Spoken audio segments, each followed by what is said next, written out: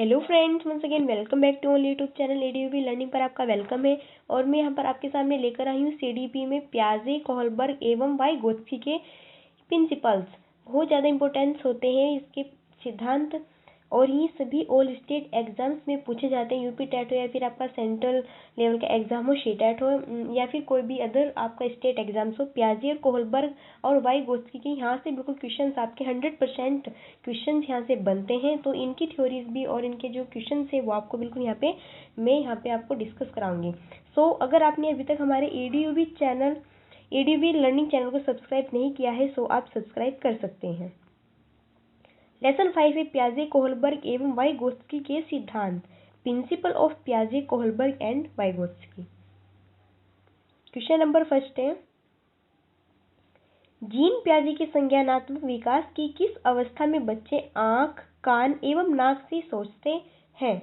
संवेदी प्रेरक अवस्था, पूर्व संक्रियात्मक अवस्था, मूर्त संक्रियात्मक अवस्था या फिर अमूर्त संक्रियात्मक अवस्था। तो जीन पियाजे के अकॉर्डिंग वो कौन सी अवस्था है जिस अवस्था में बच्चे आंख और कान और अपने नाक से सोचते हैं चीजों को? तो ये सही आंसर होगा इसका ऑप्शन नंबर फर्स्ट, संवेदी प्रेरक अवस्था। जीन पियाजे ने अपने संज्ञानात्मक विकास में कुल कितनी स्टेज बताई है? तो कुल इन्होंने अपनी 4 स्टेज बताई है। फर्स्ट स्टेज है आपकी संवेदी प्रेरक अवस्था, फिर पूर्व संक्रियात्मक अवस्था, फिर मूर्त संक्रियात्मक अवस्था, फिर अमूर्त संक्रियात्मक अवस्था। ये इसकी 4 स्टेजेस हैं किसकी? जीन पियाजे की। और क्वेश्चन आपका ऐसे बन सकता है कि जीन पियाजे ने किस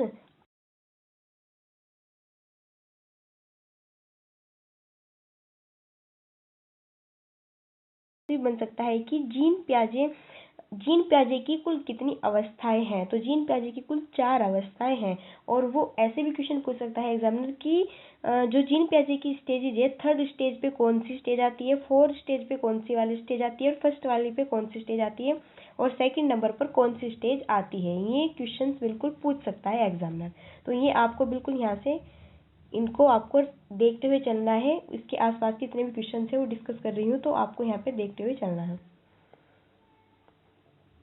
फिर नेक्स्ट क्वेश्चन, निम्नलिखित कथनों में से कौन सा एक कथन गलत है? जो यहाँ पे निगेटिव है वो आपको चूज करना है।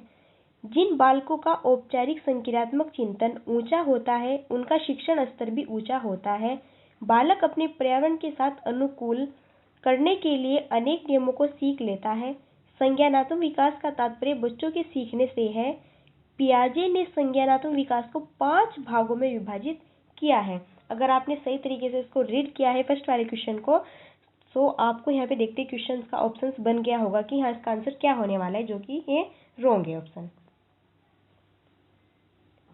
तो बिल्कुल जो ये हमारे फर्स्ट, सेकंड और थर्ड है ये हमारे बिल्कुल राइट है। तो यहाँ पे 4 नंबर आपका क्या होगा? निगेटिव होगा ऑप्शन, क्योंकि पियाजे ने संज्ञानात्मक विकास को कुल 4 भागों में विभाजित किया है, न कि 5। प्रायत नैतिकता की अवस्था होती है 3 से 6 वर्ष, 4 से 8 वर्ष, 4 से 7 वर्ष या फिर 5 से 9 वर्ष। तो प्रायत नैतिकता की अवस्था कब से कब तक की होती है? तो प्रायत नैतिकता की अवस्था होती है 5 से 9 वर्ष तक। 5 से 9 वर्ष तक ये जीन पियाजे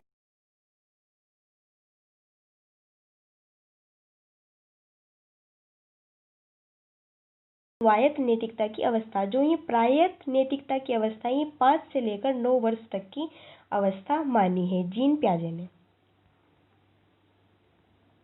निम्नलिखित कथनों के बारे में विचार कीजिए। संज्ञानात्मक विकास निरंतर चलने वाली प्रक्रिया है। निर्माण एवं खोज के सिद्धांत का प्रतिपादन जीन पियाजे ने किया है। शिक्षकों को बालकों के सर्वांगीण विकास के लिए प्रयोगात्मक शिक्षा, व्यवहारिक शिक्षा एवं वाद विवाद प्रतियोगिता इत्यादि का आयोजन करना चाहिए। आपको इन कथन में से चूज करना है कौन सा राइट है और कौन सा नहीं।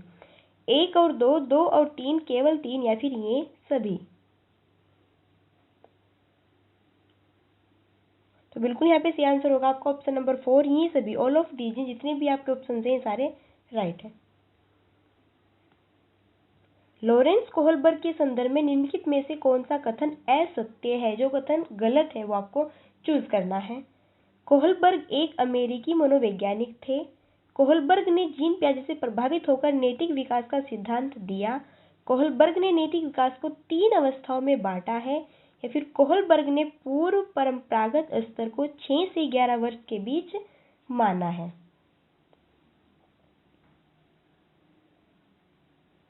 तो पहले आपको बताना है कि कौन सा ऑप्शन यहाँ पे बिल्कुल रॉन्ग है। तो यहाँ पे ऑप्शन नंबर 4 होगा, कोहलबर्ग ने पूर्व परंपरागत स्तर को 6 से 11 वर्ष के बीच माना है। अब यहाँ पर लॉरेंस कोहलबर्ग की बात हुई है, तो इसके बारे में समझते हैं। जो लॉरेंस कोहलबर्ग है, लॉरेंस कोहलबर्ग का जो बर्थ हुआ था 1927 से 1987 तक ये जीवित रहे थे, और ये एक अमेरिकन मनोवैज्ञानिक थे। ये बिल्कुल राइट है। और जीन पियाजे के नैतिक मुद्दों के सिद्धांत से प्रभावित होकर ही इन्होंने भी अपने नैतिक न्याय को अपने अध्ययन के क्षेत्र में चुना, और फिर उस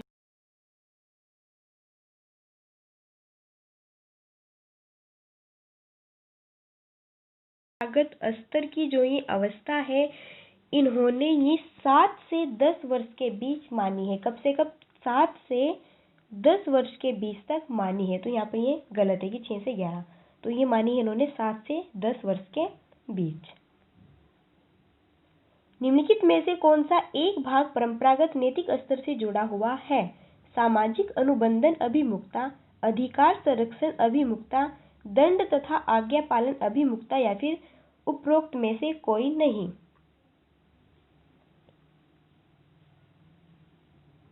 तो सही आंसर होगा आपका ऑप्शन नंबर 2, अधिकार संरक्षण अभिमुखता। जो कि भाग परंपरागत नैतिक स्तर से जुड़ा हुआ है वो है आपका अधिकार संरक्षण अभिमुखता। क्लियर है? ये परंपरागत जो नैतिक स्तर है, इसकी स्टेज है 10 से 13 वर्ष तक की, और कोहलबर्ग ने इसके 2 स्टेज बताई है। फर्स्ट है अधिकार संरक्षण अभिमुखता, और दूसरा आता है अच्छा लड़का या फिर अच्छी लड़की। जो अधिकार संरक्षण अभिमुखता है, ये है इस स्टेज में बच्चे अपने जो इनके रूल्स होते हैं उनके ऊपर ये जागरूक हो जाते हैं, और उनके नियम को ये उनके जो भी इनके नियम्स होते हैं, फिर जो भी उनको कोई कुछ वर्क बताता है तो वो उनका पालन करते हैं, उनका अनुपालन करते हैं, उनकी बातों को मानते हैं, उनकी जवाब में जवाब देते हैं जो भी इनसे कोई भी कुछ भी वर्क कराता है। तो इस स्टेज में बच्चा अपने प्रति जागरूक होता है, और दूसरों को भी अच्छा दिखना और अच्छे बनने के काबिल यहाँ पर ये अपनी रखता है। और इसके स्टेज मानी है इन्होंने 10 से 13 वर्ष तक की। निम्नलिखित कथनों के बारे में विचार कीजिए। कोहलबर्ग ने स्व केंद्रित अवस्था को 3 से 6 वर्ष तक माना है। आधारहीन आत्मचेतना अवस्था किशोर अवस्था से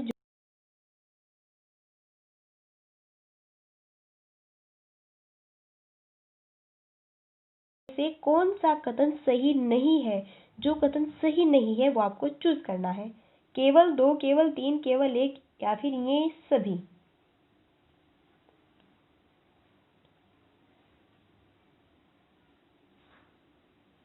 तो यहाँ पे सही आंसर होगा आपका ऑप्शन नंबर 2, केवल 3। जो ये आपका थर्ड वाला ऑप्शन है कि परंपरागत नैतिक स्तर की अवधि 9 से 14 वर्ष के मध्य होती है, ये गलत है। जबकि मैंने भी आपको बताया जो परंपरागत नैतिक स्तर है इसकी अवधि 10 से 13 वर्ष तक की मानी है। क्लियर है? तो ये है 10 से 13 वर्ष तक की। तो 9 से 14 वर्ष के जो मध्य होती है ये रॉन्ग है, ये होती है 10 से 13 वर्ष के मध्य। फिर नेक्स्ट क्वेश्चन, नैतिक दुविधा एवं नैतिक तर्कणा को किस मनोवैज्ञानिक ने प्रतिपादन किया है? जीन पियाजे, लॉरेंस कोहलबर्ग, लेव वाइगोत्स्की, या फिर एरिक एरिक्सन।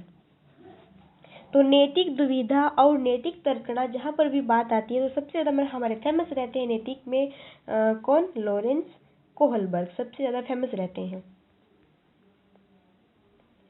और अगर आपको वीडियो अच्छा लग रहा है तो आप वीडियो को लाइक कीजिएगा, शेयर कीजिएगा और सब्सक्राइब कीजिएगा। अगर आप हमारे चैनल पे फर्स्ट टाइम आए हैं तो आप चैनल को सब्सक्राइब कीजिएगा, और जिससे कि आपको फिर इससे भी बेटर और डेली वाइज आपको मैं यहाँ पर करंट अफेयर्स के क्वेश्चंस कराती हूँ, और आपको कुछ क्वेश्चंस भी पूछती हूँ। अगर आपको अच्छा लगे तो आप लाइक, शेयर और सब्सक्राइब कर सकते हैं। लेव वाइगोत्स्की के सामाजिक सांस्कृतिक सिद्धांत के संदर्भ में कौन सा कथन सही नहीं है? जो कथन आपका रॉन्ग है वो आपको चूज करना है। वाइगोत्स्की का सामाजिक सांस्कृतिक सिद्धांत बालक के संज्ञानात्मक विकास पर आधारित है। वाइगोत्स्की एक फ्रांसीसी मनोवैज्ञानिक थे। इन्होंने बच्चों के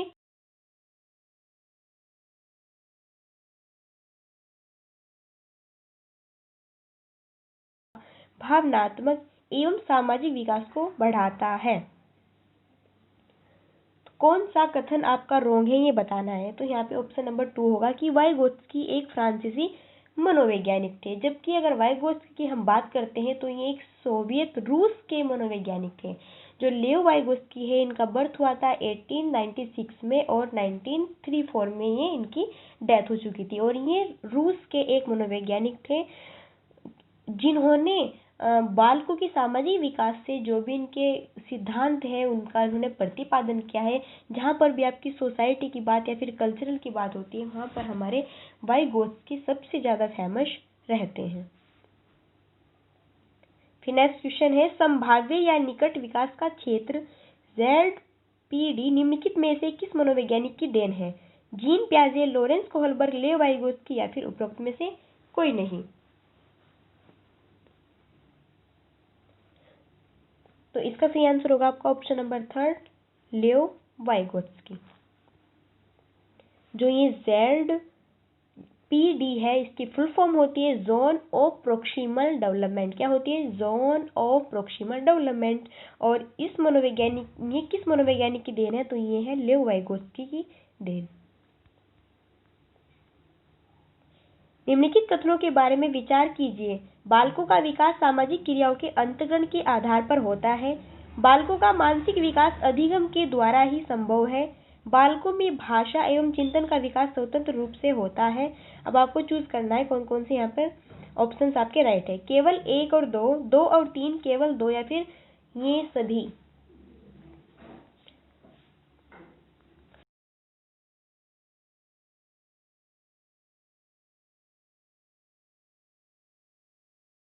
माध्यमिक स्कूल का शिक्षक विद्यालय में पढ़ाने के दौरान एक विद्यार्थी का विश्लेषण करने के बाद यह सोचता है कि उस विद्यार्थी में अमूर्त चिंतन करने की अक्षमता, भाषा संबंधी योग्यता तथा संप्रेषणशीलता का बेहतर विकास हो रहा है।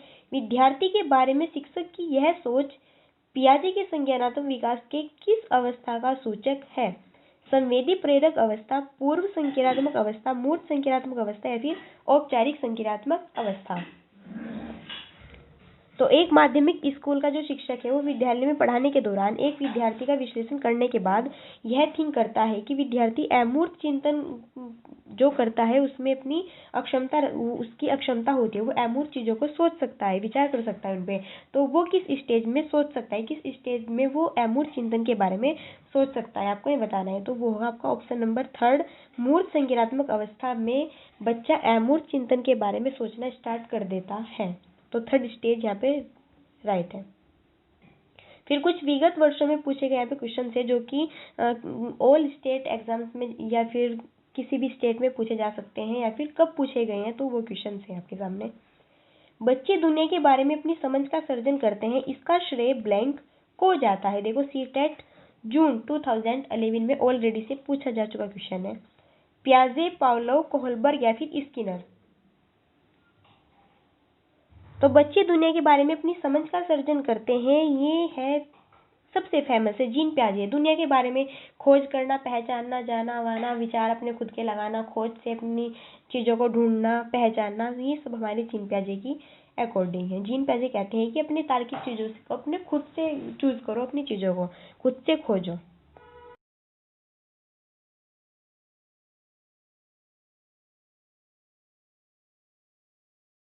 औपचारिक संज्ञानात्मक अवस्था, पूर्व संज्ञानात्मक अवस्था या फिर मूर्त संज्ञानात्मक अवस्था।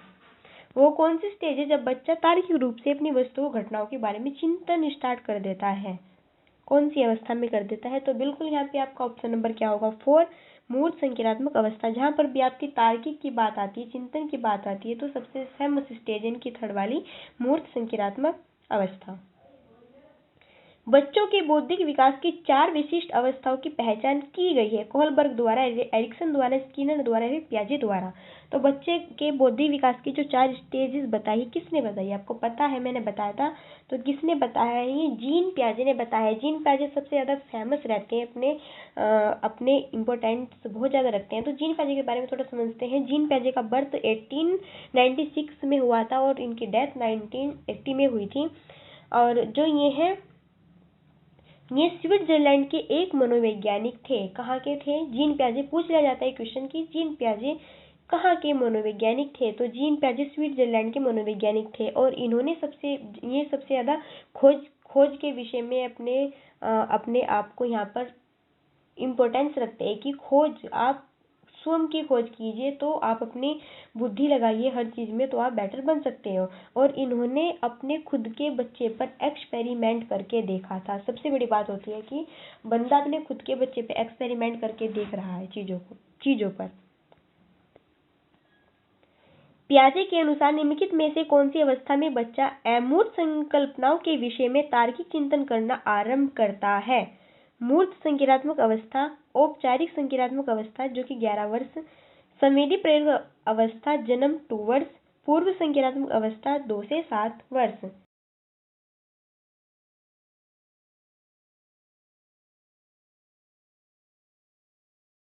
करना आरंभ कर देता है। तो मैंने बताया था जहाँ पर भी तार्किक की बात आती है तो वहाँ पर हमारा ऑप्शन नंबर फर्स्ट होगा, मूर्त संज्ञानात्मक अवस्था जो कि 7 से लेकर 11 वर्ष तक की बीच की एज होती है। तो उसमें बच्चा अपनी चीज़ों को खुद से खोजना स्टार्ट कर देता है कि हाँ मुझे क्या करना है, मुझे कैसे चलना है, क्या नहीं करना है, वो इन चीज़ों को सोचने लगता है। पियाजे के अनुसार विकास की पहली अवस्था जन्म से लगभग 2 वर्ष आयु के दौरान बच्चा ब्लैंक से बेहतर सीखता है।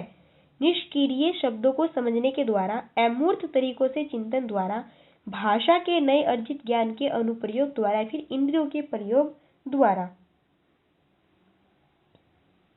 तो सेकंड स्टेज में बच्चा, आप खुद ही देख लेना कि सेकंड स्टेज में बच्चा क्या वो नेचुरल जो ये होती है नेचुरल निष्क्रिय शब्दों को समझने में, इनको अंडरस्टैंड करने के अकॉर्डिंग बन जाता है? नो। क्या वो अमूर्त तरीके से अमूर्त का तो कोई मतलब ही नहीं है 2 वर्ष के बच्चे में।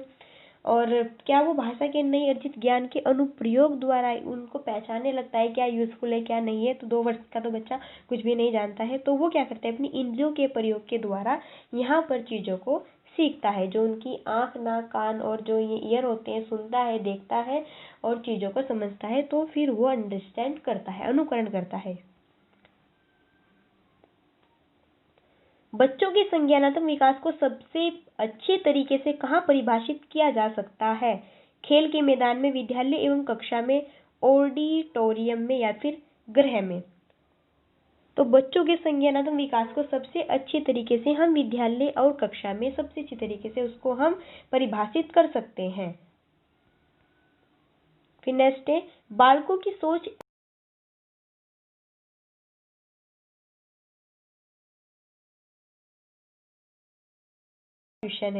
7 से 12 वर्ष तक, 12 से वयस्क तक, 2 से 7 वर्ष तक या फिर जन्म से 2 वर्ष तक।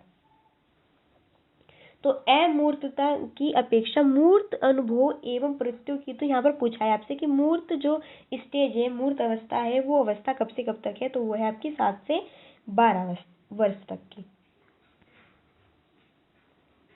फ्रायड, पियाजे एवं अन्य मनोवैज्ञानिक ने व्यक्तित्व विकास की विभिन्न अवस्थाओं के संदर्भ में व्याख्या की है, परंतु पियाजे ने कहा है कि विकास की अवस्थाएं वातावरण से निर्धारित होती है। कहा है कि शेषावस्था के अनुभव ही अधिक प्रभावित करते हैं, बाकी अवस्थाओं के सीमित प्रभाव होते हैं।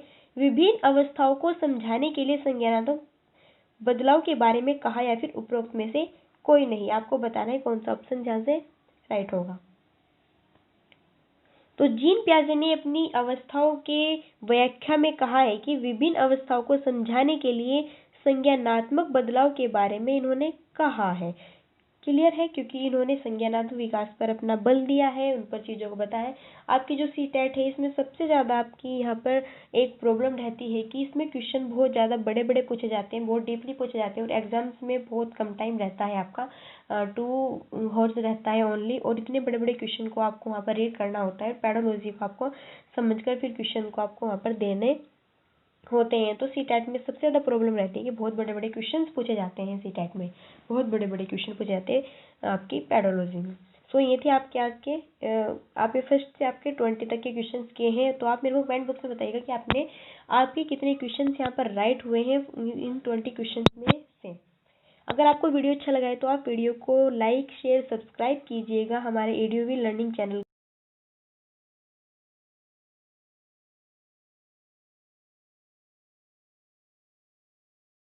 जितने भी आसपास के क्वेश्चंस होते हैं वो डिस्कस करती हूँ। प्लस आपकी इवनिंग टाइम में आपकी यहाँ पर जो भी ये CTET के आपके 5 सब्जेक्ट्स होते हैं, इनके EVS या फिर आपकी CDP या फिर मैथ्स पेडोलॉजी या फिर आपकी संस्कृत या फिर हिंदी, इनके बारे में भी कंटेंट में यहाँ पर लाती हूँ। क्लियर है? सो अगर आपने अभी तक सब्सक्राइब नहीं किया है तो आप सब्सक्राइब कर सकते हैं। सो फिर मिलते हैं नेक्स्ट वीडियो में, तब तक के लिए so thanks for watching, keep study and bye bye.